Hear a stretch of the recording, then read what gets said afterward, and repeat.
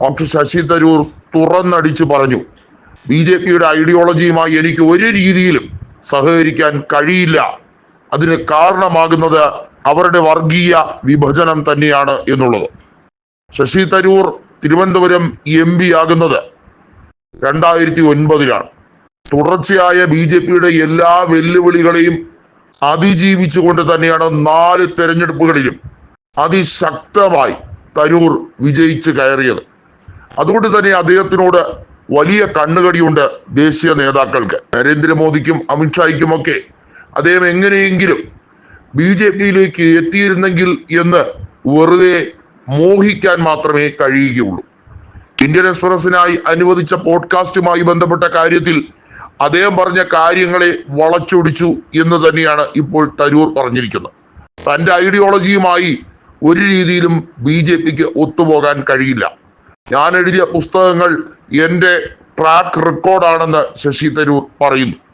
അതിൽ നിരവധിയായ പുസ്തകങ്ങളിൽ സെക്കുലറിസം എന്താണ് എന്നുള്ളതിന്റെ കൃത്യമായ നിർവചനം ഡോക്ടർ തരൂർ കൊടുക്കുന്നുണ്ട്.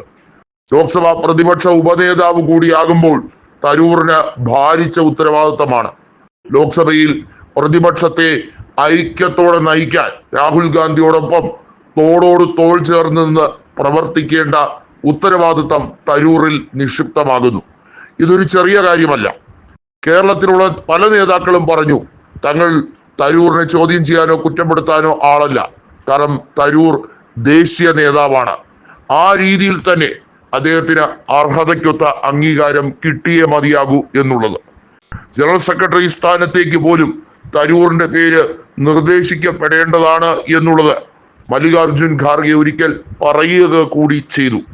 തരൂറിനെ ആക്ഷേപിക്കാൻ വ്യക്തിപരമായി കോൺഗ്രസിൽ ചില നേതാക്കൾക്ക് വലിയ താല്പര്യമാണ്. അദ്ദേഹം ഗസ്റ്റ് ആർട്ടിസ്റ്റ് ആണെന്നും അദ്ദേഹം ഇന്നലെ വന്ന നേതാവാണ് എന്നും അദ്ദേഹത്തിന് താഴെ തട്ടിൽ പ്രവർത്തിച്ച് പരിചയമില്ല എന്നൊക്കെ. പക്ഷേ ഒരു ക്രൗഡ് പുള്ളർ ആണ്.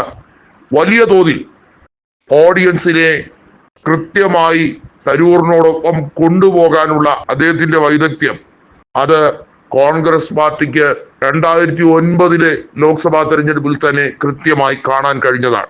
അന്നേ വരെ ഇടതുപക്ഷ കോട്ടയായിരുന്ന CIയുടെ സിറ്റിംഗ് സീറ്റായ തിരുവനന്തപുരത്താണ് ശശി തരൂർ 1 ലക്ഷം വോട്ടിന് വിജയിച്ചു കയറിയത്.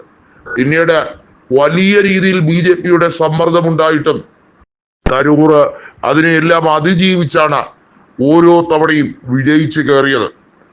ഇതിൽ 2014 24 മത്സരം കടുപ്പമേറിയതായിരുന്നു.